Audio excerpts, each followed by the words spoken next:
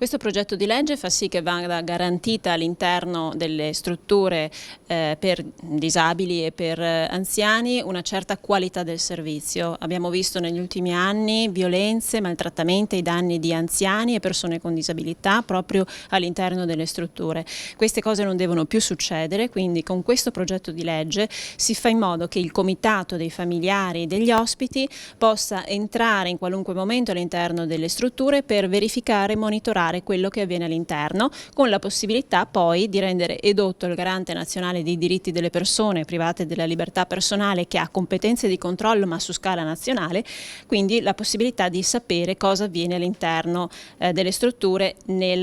sul piano locale. Correlato a questo, se vogliamo entrare nel profilo del pubblico e della sanità pubblica specialmente,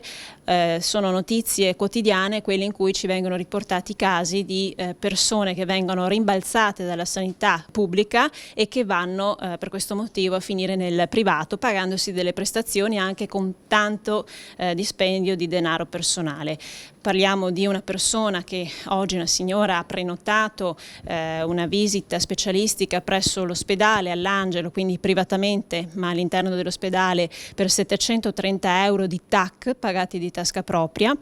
Questa signora chiede naturalmente il rimborso, ma non sappiamo se questo le verrà garantito. Era una prestazione da effettuarsi entro 10 giorni e il sistema pubblico non è stato in grado di garantire questo. Quindi dobbiamo assolutamente fare in modo che, oltre a questo progetto di legge per garantire la sicurezza degli anziani nelle case di riposo, venga garantita anche la eliminazione delle liste d'attesa così lunghe all'interno della sanità pubblica e quindi la calendarizzazione dei miei due progetti di legge, questo per le case di riposo e l'altro sulle liste d'attesa, deve essere fatta il prima possibile.